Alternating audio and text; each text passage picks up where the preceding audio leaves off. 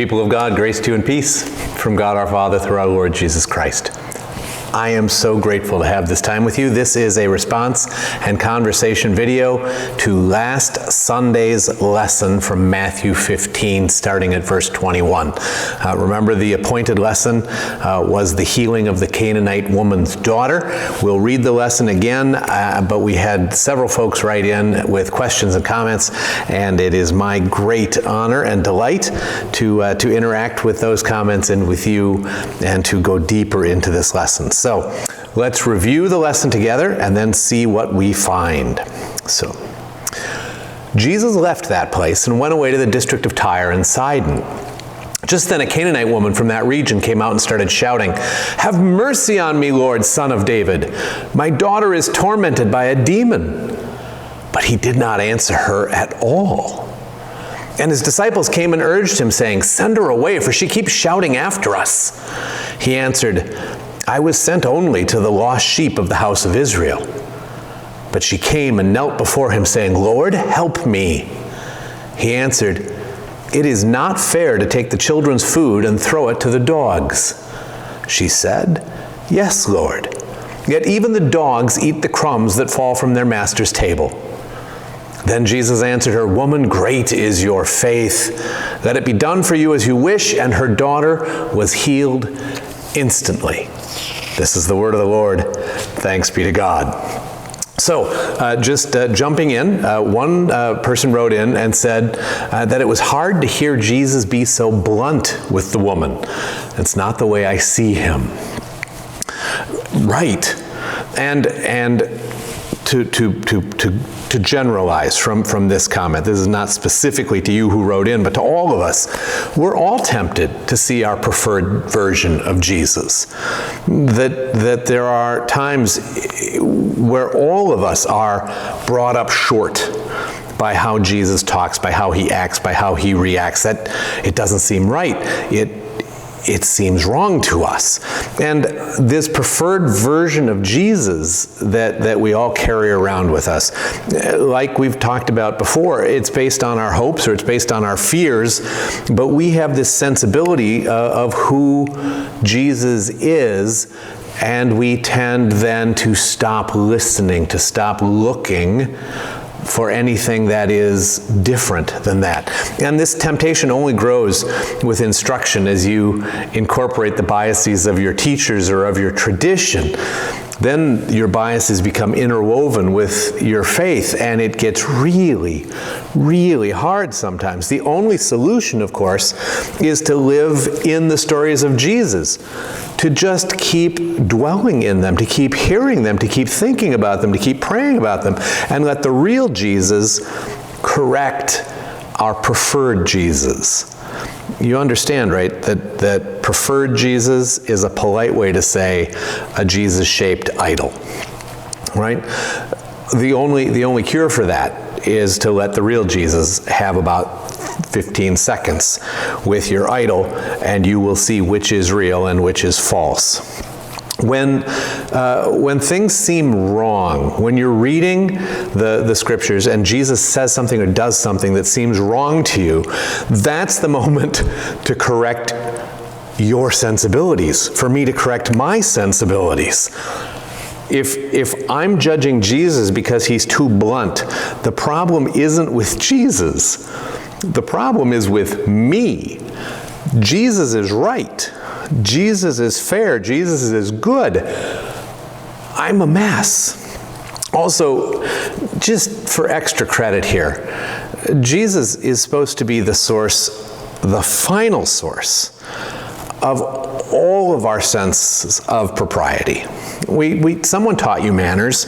Your parents, your grandparents, the extended community, your teachers, someone taught you manners, and you have a sense of what's right and what's wrong. Jesus should be the ultimate arbiter of all of that. My parents actually sat through a sermon at one point in which the pastor preaching on this lesson opined that Jesus is being kind of a jerk here.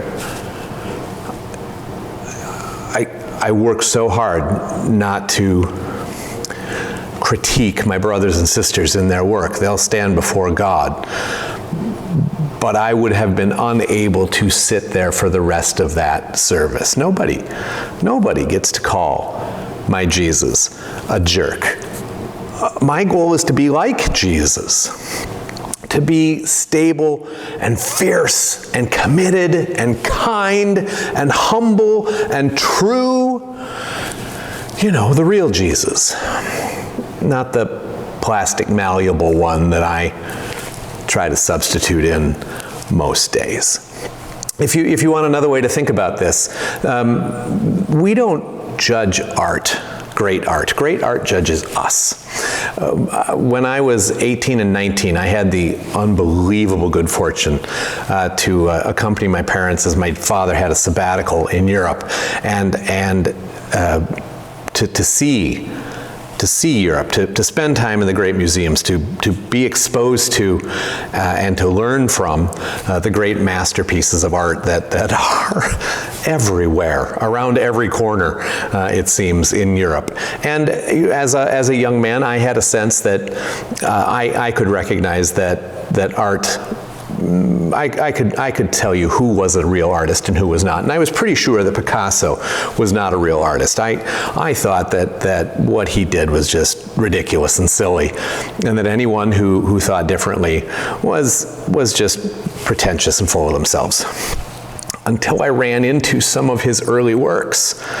When he was 15 years old, he painted a picture called First Communion. It's in Spain. It's magnificent. I mean, just the depth of it, the shadows and the feelings and the flame on the candles on the altar. And it becomes instantly clear that he's a genius and I'm an idiot, and that he did what he did later in his career because he could, not because he couldn't figure out how to paint a picture that actually looked like the thing I wanted it to look like or expected it to look like. I don't get to judge him. He gets to judge me. Periodically, someone will judge Mozart. The verdict is in on Mozart. He's a genius. He's one of the top 3 or 4 human beings who've ever lived in terms of raw, straight talent, hearing the voice of God and being able to bring it to us. We don't get to judge Mozart. Mozart judges us. And in the same way, we don't judge Jesus.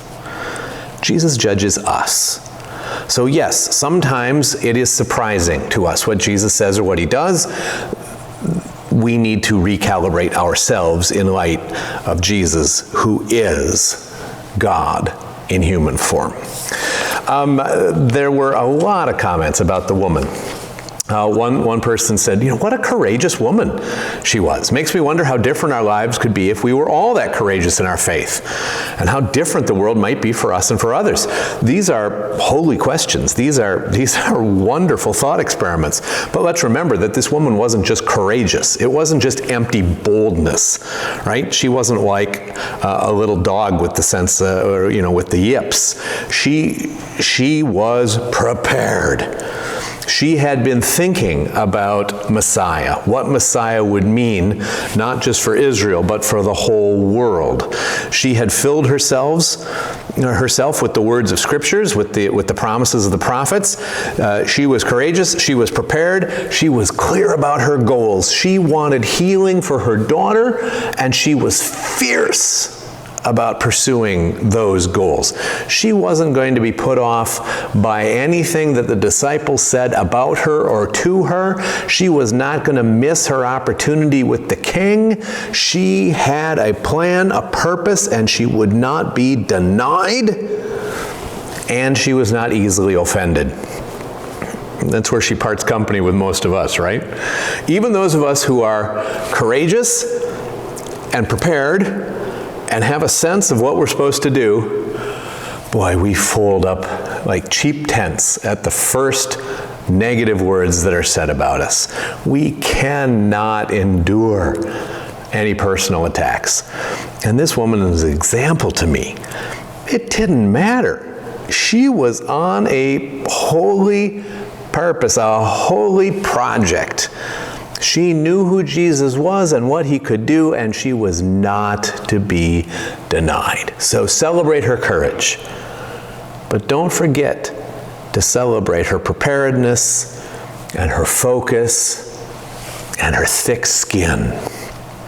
There was someone who went and looked up this story that we shared from Matthew's Gospel and knew or read that it was also a story that Mark tells in Mark 7 and had questions about the similarities and differences between those two. So in Mark 7, it's not out on a roadway. Jesus actually enters a house and the conversation happens inside this house. And that there's more of a sense in Mark that he was purposely going someplace where he'd be received. So let's just start with someone who did this work of comparing Matthew to Mark. If we all are called to different spiritual disciplines. And for some of you, reading Scripture is a discipline, and God bless you in that. For some of you, memorizing Scripture is a discipline, and God bless you in that. But if you want to move to the study of Scripture as a third possible discipline involving the Word, you're going to need a couple of additional resources, a couple of additional books. First, you should have the Bible in at least a couple of really quality modern translations. I mean, you really should learn Greek if you're going to be serious about it, but we'll talk about that another time. But once you have the Bible in a couple of strong, solid modern versions, then you probably need a concordance. You can limp through with online versions. A concordance is simply an alphabetical listing of all the words in the Bible. So if you want to know all the times that leaven shows up or lamb shows up, you open your concordance and it'll tell you, the 1,000 verses that lamb shows up in, and you can figure out what you need. This is great if you partially remember something. If there's a verse somewhere in Paul that says something about, if you can remember any two words in that verse, you can find it if you have a concordance. Now, there are online concordances. BibleGateway.com has a very nice one, and so you can start there if money is tight, but probably you're going to want a paper one sooner or later, and you're going to want it tied to your main study Bible. Right here, we use the New Revised Standard Version for almost everything, so you want a concordance that's tied to the NRSV. It's not going to help you to know which words are in the American Standard Version. You understand that. And then you probably need something called a gospel parallel, right? This may be what my sister was dealing with. So you see here the story of the Syrophoenician woman. It's told in Matthew, it's told in Mark, it's not in Luke, it's not in John. As is the healing of the deaf mute, the feeding of the 4,000, and then we move to the Pharisees seeking a sign, and it is in all four of the Gospels, although it's different in the different Gospels, that it has different words, different details in different places. So this is a tremendous gift to see two versions or three versions of the same story. It's always good to hear a story from a second perspective or a third perspective. And it helps you to look for themes and emphases in each of the Gospels. We have this 3-year rotation. And we're in the middle of Matthew right now. We spend a year in Matthew, and then a year in Mark, and then a year in Luke, with John filling in special days all 3 of those years, and filling in more in Mark because Mark is shorter. But to a concordance or a gospel parallel will help you see the different emphases and the different themes that are precious to each of the gospel writers. Now, we remember that for centuries, most of the churches in the world didn't have the 4 Gospels that we have. A church would have a gospel, right? The Copts in Egypt, they had Mark's gospel, and they built a church that reflects the sensibilities of Mark's Gospels. Some churches only had Matthew, some churches only had Luke, and it's kind of a cool thing to tease out what the faith would look like if one had only one gospel or 2 Gospels. But as my sister points out, there are differences between Mark's telling and Matthew's telling, right? And so this kind of study can be troubling for people who are locked in a particular fundamentalist lie, namely that each and every word of the Bible must be literally true, or else nothing is true. and nothing can be trusted. And so people who are trapped in this, they'll look at a gospel parallel and they'll think, well, were they in a house or were they on a roadside? What exactly did Jesus say? His words are a little different here and a little different there. What exactly did the woman say? Her words are different here and different there. Oh dear, I can't trust anything. It's so sad, and it's so needless. It's not the point. Ask your grandparents about their wedding day. I'll bet you my car that they tell the same story with substantial differences. Different words, different order, different memories central. Does that make Grandpa a big fat liar? Come on. Matthew and Luke were written 60 years after Jesus died. Mark was written 30 years after he died. John was written maybe 80 years after he died.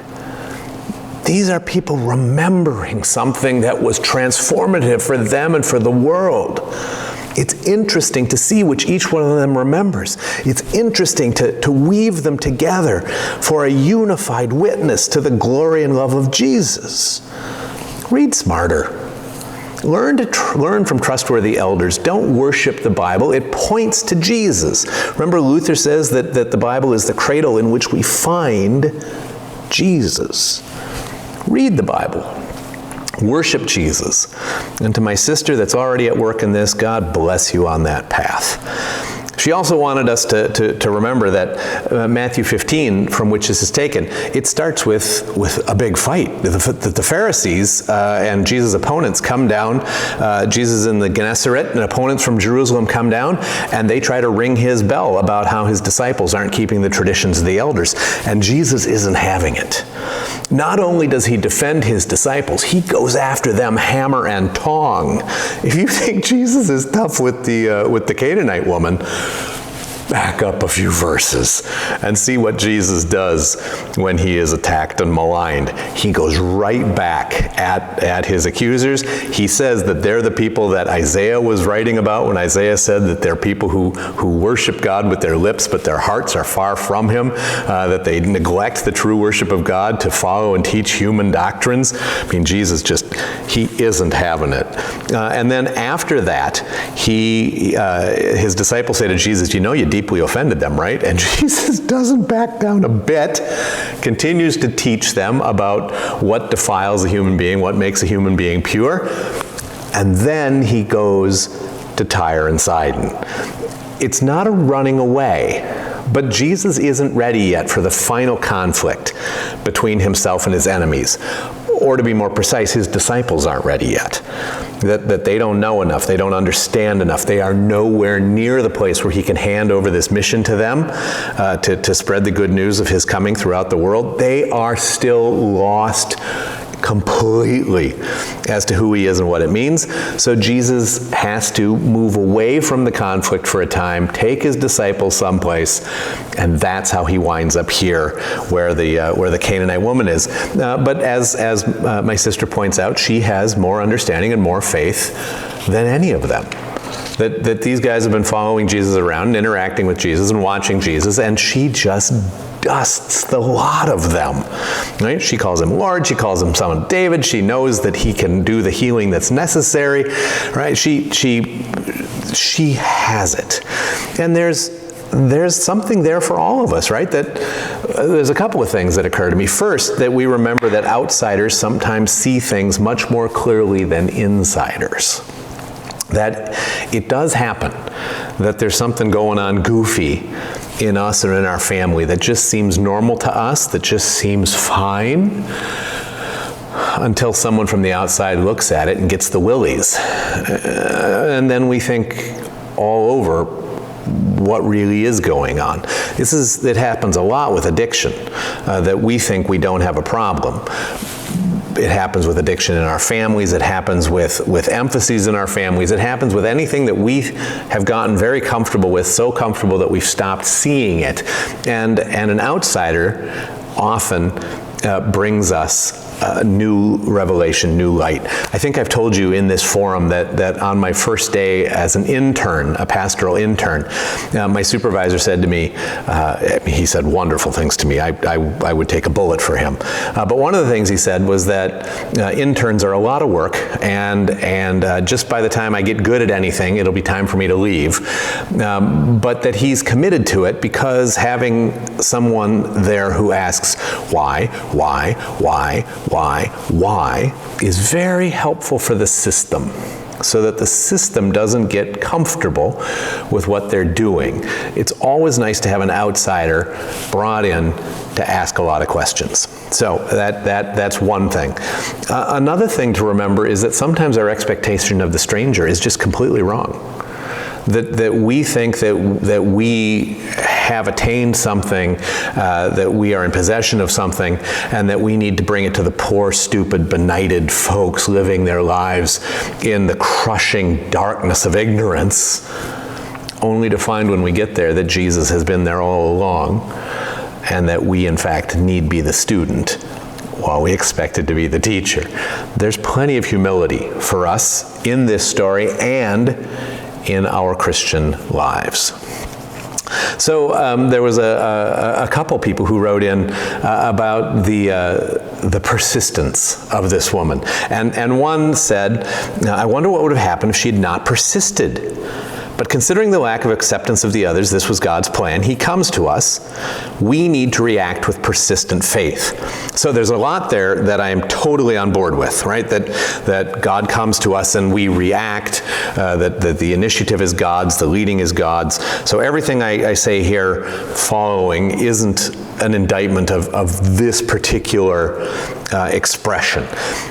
But there's something here that we should talk about, that we need to be careful of. First, what would have happened had she not been who she was? If she had not gone for Jesus, if she had not been persistent, if she had backed down, if she'd let the disciples drive her off, it's pretty clear that her daughter would not have been healed.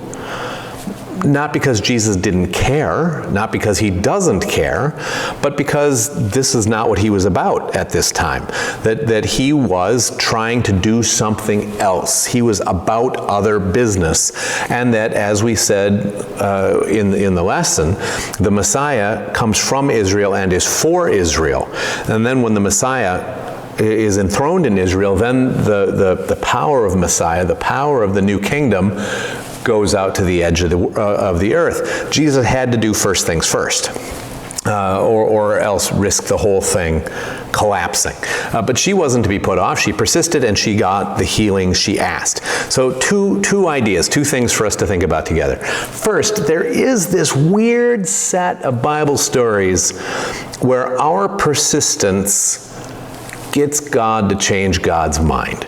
Now, these stories don't exist on their own. They're not unbalanced, as it were, by other stories, right? Remember, there's the story of the widow and the unjust judge, that there's a widow who keeps pestering a judge for justice, and she knocks on his door night and day. She won't leave him alone, and he says to himself, I don't fear God, and I don't fear any human beings, but this woman is driving me nuts, and to shut her up, I'll give her justice. And Jesus says, how much more will God answer his children's prayers, right? So when we talk about these weird stories where we change God's mind, we have to balance them with the stories where God is more prepared to listen to us than we are to ask. But still there are these stories where this woman's persistence gets healing for her daughter. There's the story in the Old Testament about Abraham negotiating with God about how many righteous people there need to be in Sodom for God to spare the city. And if you remember the story, they go back and forth and back and forth. Well, how about if there's 100? Okay, I won't destroy the city if there's 100. What if there aren't 100? What if there's only 70? I'm not remembering the exact numbers, but it goes back and forth until Abram gets God down to 10. If there's only 10 people that are righteous in Sodom, will you destroy the city? No, for the sake of 10, I won't destroy the city. Strange stories that give us at least some cover if we want to pester God in some way. Again, balanced with other stories, remembering that God knows better than we know. But there are those stories, aren't there? The second thing that we need to remember, though, is that we're in a different place than Abraham or this Canaanite woman, right? Abraham had no idea what God would finally do to redeem the world. All he had was the front edge of a magnificent promise. But Abraham didn't understand the smallest bit of what you and I have received and what we take for granted. And this Canaanite woman, in spite of all her study, in spite of all her work, didn't know much more either. You are a baptized son or daughter of the King. You do not need to pester God to be heard. And beyond that, I think there's a real danger in any over-focus on our faith, whether it's persistent or not. We need to focus on God's character and God's promises. That's the object of our faith, not whether or not we're being persistent enough, whether or not we're being active enough or successful enough or faithful enough or whatever it is. That's our only hope, not how well we do our part. God's love, God's promises. We're unstable. We're still broken. So if you feel called to persistence, great. Try not to focus on that. Try to focus on a God who comes to us whether we're persistent or not. And then finally, this one kind of tickled me. Thanks again, Pastor D. I was surprised to learn that one of your teachers was an Anglican bishop. And then he goes on to say that you know, he himself is Anglican and or Episcopalian, which is the American branch of the Anglican Communion, and that he listens to me and he listens to his pastor from his Episcopal church, and that he was just surprised that I would lift up an Anglican bishop as one of my teachers. He's talking about Bishop N.T. Wright. I love Bishop Wright. I am grateful to him every day. He continues to teach me. I have all of his commentaries on the New Testament. I have a number of his other books. I love his videos on YouTube. He is urbane and literate and calm and faithful and sane. He is a tremendous gift to me. I have other teachers too that probably would surprise you, right? Some of whom I disagree with a lot. I received as a high school graduation present the entire commentary set of William Barclay on the New Testament. I don't know, is it 20 volumes? It's huge. And it's not necessarily what an 18-year-old boy wants as a graduation present. But I love William Barclay. I disagree with him on every single page. He doesn't think any of the miracles were actual happenings. He thinks they were all symbolic. But his Greek word studies, spectacular. You want to know what this word means in this context and what it meant in other contexts in the ancient world? Barclay is delighted to tell you, and he is a wondrous teacher to me. I do remember Thomas Jefferson's admonition that if you can only forward one newspaper by the oppositions, I already know what I think. It's helpful to be challenged by people who think differently than I. But I do want to remind you and remind myself that in our current setting, most allegedly Christian teachers that are writing books or putting up videos are peddling deadly poison. That they are focusing on the Christian life instead of on Christ. How to be a good Christian woman. How to be a Christian husband. How to make Christ sing in your workplace. How your Christianity can help you close more sales. If the focus is on the Christian instead of on Christ, run away. Don't pause, don't try to argue. There's no point, there's no possibility of the meeting of minds. Just get out of there. It's not a coincidence that our parish and most Lutheran parishes almost never recommend popular Bible studies or books on Christian living. We find them poisonous. We find them to be antithetical to the saving gospel of Christ. Most of them are actively dangerous to your soul. And if you've got a bunch of books on your shelf about how to be the right kind of Christian, or the right kind of Christian man, or the right kind of Christian woman, I don't even want you to bring them to Goodwill, because some poor unsuspecting person will pick them up for 75 cents and be damaged by them too. Give them to the pulper. Only Jesus saves. Your obedience will never be more than episodic. My righteousness will never be more than dirty rags. Focus on Jesus. Focus on his promises. Focus on his glory. Focus on his work. That's your faith. Your faith is in that, not in how well you respond or what kind of emotions you can gin up. Again, this is not to the person who wrote in about either my Anglican teacher or about this woman's persistent faith. Just for all of us, be very careful. Focus on Christ and let him do his work in you. Well, that's it for today. Thank you so very much for joining me. I hope I made things better and not worse, but we'll have other opportunities. Be well, my friend.